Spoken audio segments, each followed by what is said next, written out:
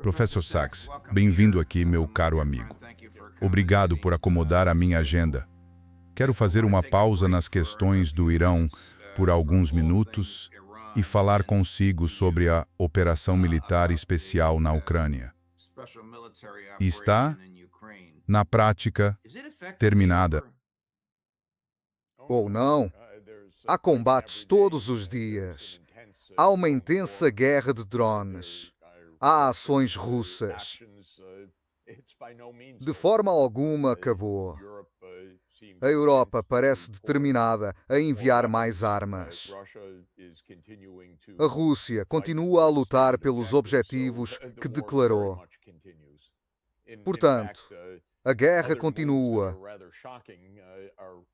Na verdade, há relatos de outras ações bastante chocantes.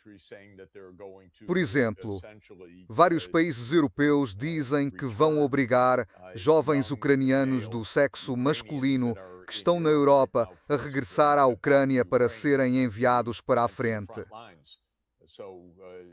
Lamento dizer, mas a guerra não acabou de todo. As elites da União Europeia não perceberam que a Rússia existe há 1000 anos e provavelmente existirá por mais 1000, e que mais valeria conviverem pacificamente? Não, de forma nenhuma reconheceram isso. Eles parecem decididos. E falo de alguns líderes-chave, definitivamente, da Comissão Europeia, European Union, diria.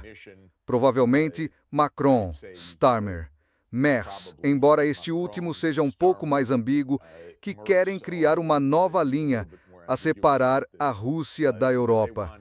Tivemos a chamada Cortina de Ferro durante a Guerra Fria. Agora a moveram para leste e querem isolar a Rússia. Assim, romperam as relações comerciais, romperam as ligações de infraestrutura física, romperam o comércio mútuo, a energia vinda da Rússia para a Europa e as exportações de produtos europeus para a Rússia. Esses laços estão quebrados e não há praticamente nenhum líder europeu que queira restaurá-los. Agora, na minha opinião, isto é tudo trágico, completamente contraproducente. A realidade que você enunciou é a que prevalece. A Rússia está lá. É grande. Faz parte da Europa. Pelo menos os geógrafos dizem que até aos Montes Urais é Europa. As interconexões que remontam a 1000 anos, o comércio, as finanças, a interdependência cultural são reais, mas vários países europeus, instigados pelos estados bálticos e pela Polônia, assumiram uma linha ideológica extraordinariamente rígida contra a Rússia, em grande prejuízo para a Europa. Penso que é importante compreender que a Europa é uma região muito densamente povoada, relativamente pobre em recursos naturais. A Rússia é uma área enorme, relativamente pouco povoada e rica em recursos naturais. Isto significa que, economicamente, Europa e Rússia são naturalmente complementares e comerciariam entre si. E assim o fizeram durante centenas de anos. A Europa decidiu romper isso por uma posição ideológica. Então a Rússia reorientou-se para outra região densamente povoada e com poucos recursos naturais. A China também é complementar. A Rússia e a China encaixam-se economicamente na perfeição. Assim, a ligação econômica entre Europa e Rússia, que era muito mutuamente benéfica, foi rompida. O resultado foi o aparecimento de uma relação econômica Rússia-China. Essa também é naturalmente mutuamente benéfica. O que a Europa e os Estados Unidos fizeram foi consolidar um grupo muito forte eurasiático que não aceita a hegemonia dos Estados Unidos e da Europa. Isto é a Rússia e a China e muitos países que os vizinham na Ásia Central e na Sudeste Asiático, e por aí vai. E basicamente é a nova economia mundial tomando forma. Somos filhos a compo, se deora, o sugestor, se a conforo, fonsoleicigero, estei, e Jesse, e Sony, da começom ceia, e só se que prau, feijero, e greno sedzin. Então essa foi uma resposta longa à sua pergunta. Claro que Europa e Rússia deveriam conviver. A Rússia é, na verdade, parte da Europa geograficamente e em todos os sentidos. Mas, na minha opinião, os líderes europeus cometeram um erro terrível. A sua existência pacífica é sequer provável? Bem, ou é coexistência pacífica, ou eles se destroem mutuamente. Por isso, em certo sentido, não é realmente uma escolha. É uma necessidade. Mas, em nível ideológico, é perfeitamente possível ter uma Europa russófoba e odiosa que culpa constantemente a Rússia por todo o mal, ignorando todos os pecados que Europa e Estados Unidos cometem. E esse é o grande erro no mundo. Sabe, European Union frequentemente cita os evangelhos. Tenho que dizer, quando Jesus diz, por que apontar o argueiro no olho alheio se tens uma trave no teu próprio? European Union considera isso também um bom conselho de política externa. Por que não fazemos nada além de criticar a Rússia? Ah, vocês são tão maus. Vocês são tão maus. E depois negligenciamos completamente o nosso próprio comportamento. O comportamento agressivo, a derrubada de governos, o apoio a genocídios, como se fôssemos puros, eles maus. Logo devemos romper todas as ligações e relações. Essa é a postura que adotamos. Muito moralista, muito ingênua, muito tendenciosa e autoderrotista. Autoderrotista em dois sentidos. Você rompe os laços econômicos, mas também alimenta tanto ódio que isso transborda em muitas mortes. Por que os europeus insistem nisso? Um ponto que precisamos enfatizar. E isso vale também para os nossos maiores belicistas, como Lindsey Graham e Richard Blumenthal, no Senado dos Estados Unidos. São os ucranianos morrendo. Então, tudo bem, continuem a guerra. Nós odiamos a Rússia. Deixem os ucranianos morrerem. Não são o nosso povo morrendo. E para perpetuar essa morte, agora vão mandar de volta qualquer jovem ucraniano que tenha se tornado refugiado desta guerra na Europa. É totalmente terrível, na verdade, essa incapacidade de avaliar honestamente a situação e buscar um benefício mútuo da paz. Essa é a realidade que enfrentamos. Mudando um pouco de assunto, a brutalidade e a traição dos ataques dos Estados Unidos e de Israel contra o Irã chocaram a elite da política externa russa. Não creio que qualquer coisa que os Estados Unidos e Israel façam chocaria alguém que tenha os olhos abertos. A política externa dos Estados Unidos não tem princípios. Baseia-se na violência, baseia-se na derrubada de regimes, baseia-se em mentiras e enganos. Mas a explicação é: o resto são apenas delicadezas. Então os Estados Unidos se comportam como se fossem todo-poderosos e pudessem fazer o que quiserem. Não acho que os russos sejam ingênuos quanto a isso. O que o European Union noto, tenho que dizer, é que os iranianos ficaram um pouco chocados. Talvez eles não tenham tanta experiência com a duplicidade e a traição dos Estados Unidos como os russos têm. Os russos lidam com isso desde 1945. Os russos enfrentaram a Agência Central de Inteligência, operações de mudança de regime, revoluções coloridas, sanções unilaterais dos Estados Unidos e todo tipo de duplo padrão dos Estados Unidos por 80 anos. Com os iranianos, ficam sempre voltando e pedindo: Sejam justos, sejam gentis. E então os Estados Unidos bombardeiam e assassinam os negociadores toda vez. Então os iranianos não entendem bem como os Estados Unidos se comportam. Mas os Estados Unidos se comportam basicamente como é do nosso jeito ou nada. E vão matar você se você discordar. E se você se sentar para negociar com eles, eles sabem exatamente como te matar. Essa é a forma de fazer política externa dos Estados Unidos hoje em dia, infelizmente.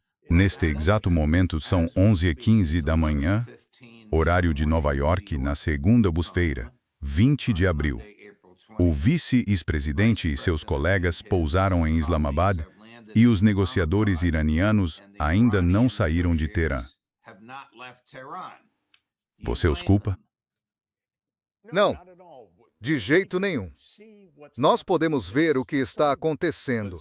E é tão estranho, é primitivo. Nenhum de nós se comportaria assim. Só a arrogância do poder faz com que os Estados Unidos se comportem assim. Mas vamos recapitular o que aconteceu nas últimas semanas. Foi acordado um cessar-ter-fogo. Ficou claro o que isso significava. Todos os disparos deveriam cessar. Israel devia parar seus ataques no Líbano. Os Estados Unidos e Israel deviam parar de bombardear o Irã. O Irã pararia de retaliar com seus ataques no Golfo e contra Israel.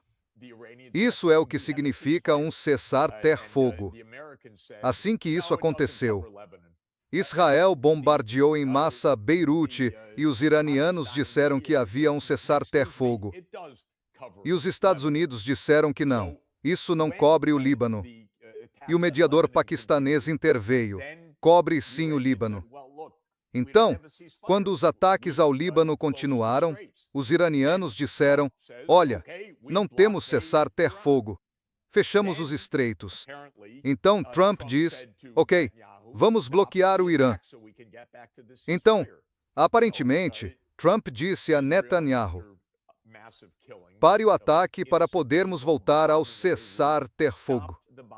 Então, Israel, depois da matança maciça de civis e do bombardeio de Beirute, parou os bombardeios. Então os iranianos disseram, ok, vamos abrir os estreitos. Então Trump diz, mas nós vamos manter o bloqueio mesmo assim. Inacreditável. Inacreditável. Que é isso? Isso não é princípio nenhum. É só a arrogância vulgar dos Estados Unidos, nada mais. E aí as coisas desandaram. Porque os Estados Unidos não conseguem manter nenhum acordo por mais de 1 minuto. Porque a mentalidade dos Estados Unidos é, por que deveríamos conversar com eles? Nós somos os Estados Unidos. Eles têm de se render. É só isso. É simples. O resto não passa de uma farsa.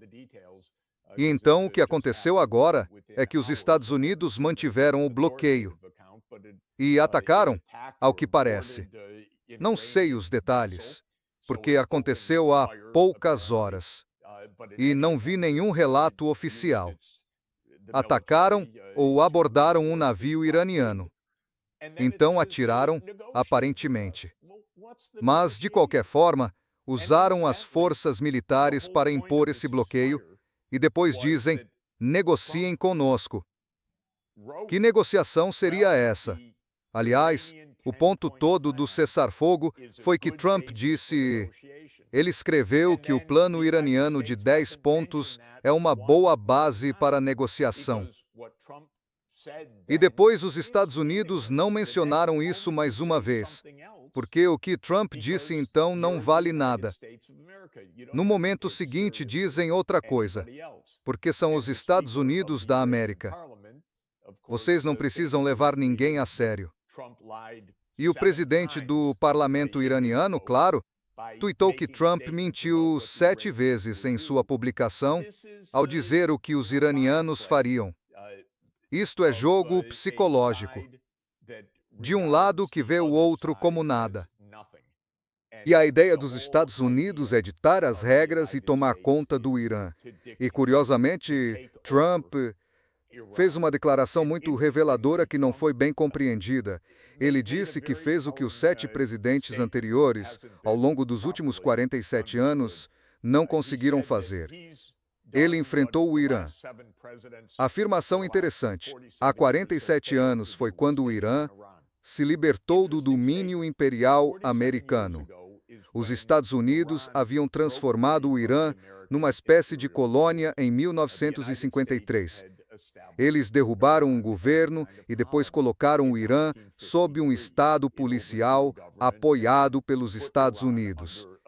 Esse foi o estado policial do Shah do Irã. Em 1979, os iranianos fizeram uma revolução e se libertaram do controle americano.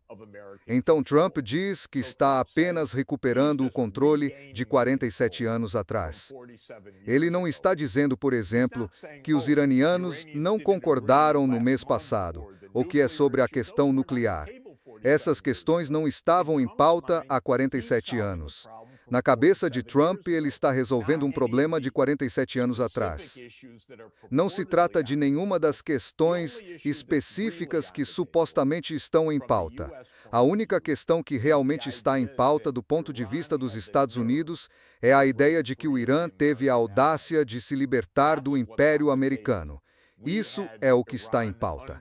Tivemos o Irã sob nosso controle de 1953 a 1979. E então eles tiveram a ousadia de se libertar. E Trump vai consertar isso porque diz que nenhum presidente desde 1979 teve coragem de enfrentar isso. Não sobre as questões nucleares que não existiam então, nem sobre quaisquer outras questões. É basicamente uma questão de força bruta. Os Estados Unidos se recusam a permitir que o Irã exista de forma independente. Israel quer derrubar o regime para construir o chamado Grande Israel, um desastre, para o Oriente Médio e para o povo de Israel, aliás. E é disso que se trata. Trata-se de um teste de poder. Não é sobre nenhuma questão específica que os Estados Unidos aleguem. Tudo isso é tão deprimente.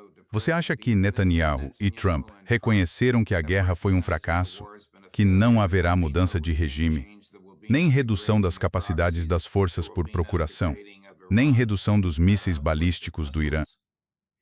Estou supondo, mas acho que não. Acho que eles querem mais uma rodada disso. Acho que vamos voltar a uma guerra aberta, e talvez ainda mais destrutiva do que a guerra que matou milhares de pessoas nas últimas semanas. A guerra se tornou quase literalmente um videogame para os que estão no poder agora. Eles não se importam com as vidas perdidas. Nem por um nanosegundo houve, nos Estados Unidos, um único político americano, quanto mais o presidente dos Estados Unidos ou nosso insensato secretário de guerra, que tenha expressado qualquer tristeza pela morte das alunas no primeiro dia, aliás, aparentemente atingidas. Segundo todas as informações por Palantir e European Union, não ouvi nenhum pedido de desculpas pela matança em massa vindo do programa de inteligência artificial deles. Ou seja, são videogames. Para eles, matar pessoas é o que se faz. Você é uma grande potência. Temos ótimos sistemas de inteligência artificial. Temos de testar nossos drones, temos de testar nossos sistemas de mira. A Anduril, com todos os seus investidores privilegiados, e a Palantir, e todo o papel que esses belicistas desempenham na Casa Branca, é um videogame para eles. Portanto, duvido que isso tenha acabado.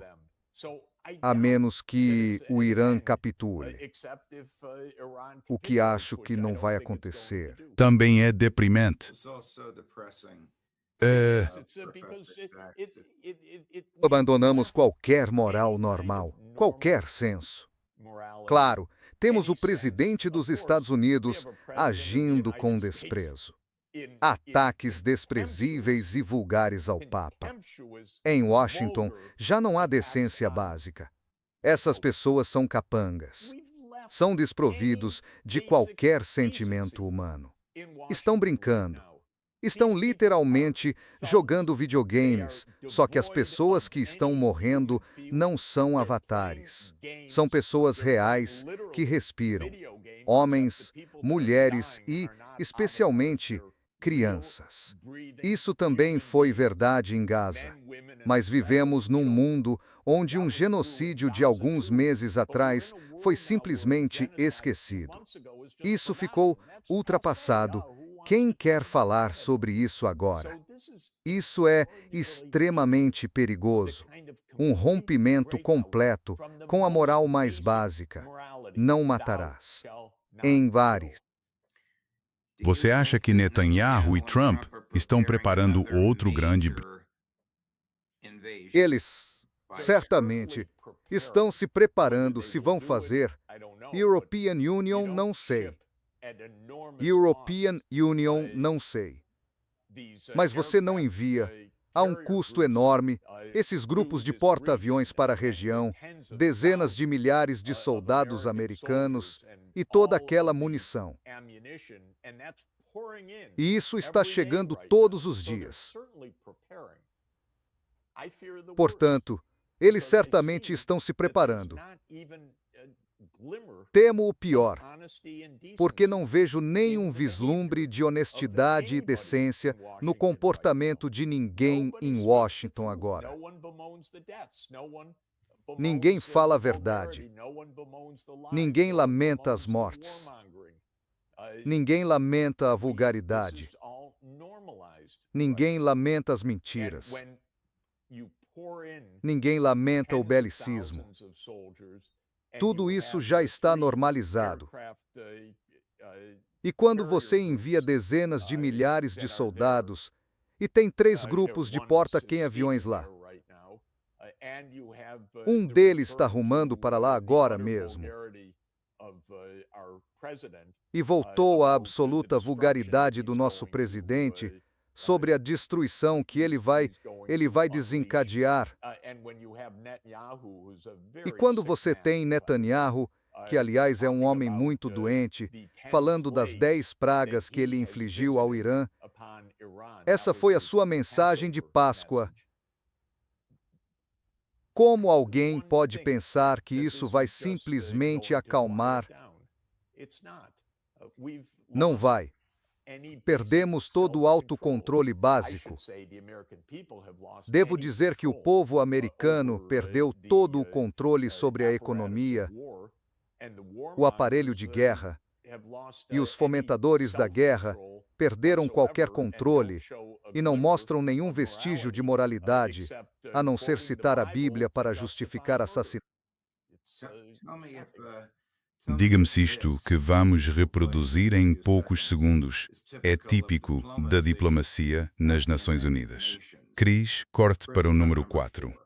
Espero que não precisemos voltar à opção militar, mas o presidente Trump deixou isso muito claro. Propósito: pontes e centrais elétricas administradas pelo Corpo da Guarda Revolucionária Islâmica, que comanda todo o aparato militar, são alvos militares absolutamente legítimos, não só agora, mas historicamente. É uma noção falsa, fabricada e ridícula dizer que isso seria algum tipo de crime de guerra. Ele não acrescentou escolas para meninas, depois de pontes e centrais elétricas. Mesmo que sejam pontes e centrais elétricas, é completamente ilegal. Está completamente em violação de todo o direito internacional, assim como das normas internacionais, da moralidade, da prudência e do senso comum básico. No direito internacional, o que o Sr. Waltz acabou de dizer é ilegal por si só. Não se pode ameaçar outro país com o uso da força. Certamente não se pode usar a força contra outro país soberano, exceto em legítima defesa diante de um ataque armado. Estas são as disposições mais básicas da Carta das Nações Unidas, artigo 2. O parágrafo 4 diz que nenhum país pode usar força nem ameaçar usar força contra outro país. E o artigo 51 diz que o único uso legítimo da força é em legítima defesa, e isso tem sido entendido e decidido por décadas como significando estar sob ataque armado. E então temos um embaixador dos Estados Unidos que nem sequer conhece as primeiras palavras da Carta das Nações Unidas. Isto é o de sempre, não é? Carta das Nações Unidas. Desculpe. Isto é o de sempre agora. E então ele cita legalidades. O que ele disse agora foi ilegal ameaçar o Irã com a destruição de pontes e centrais elétricas. Com que fundamento? De que os Estados Unidos podem fazer dele.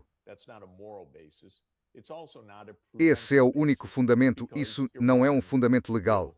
Isso não é um fundamento moral. Também não é um fundamento prudencial, porque o Irã retaliará e causará devastação. E o mundo sofrerá. Todo o mundo sofrerá terrivelmente com isso. Isto é comportamento normalizado do nosso regime. Professor Sachs, muito obrigado. Obrigado pela atualização sobre a Ucrânia e por nos atualizar. Os acontecimentos mudaram tão rápido nas últimas 2 ou 3 semanas. Com certeza. Tudo de bom para você, meu caro amigo. Falamos em breve. Claro. Tchau.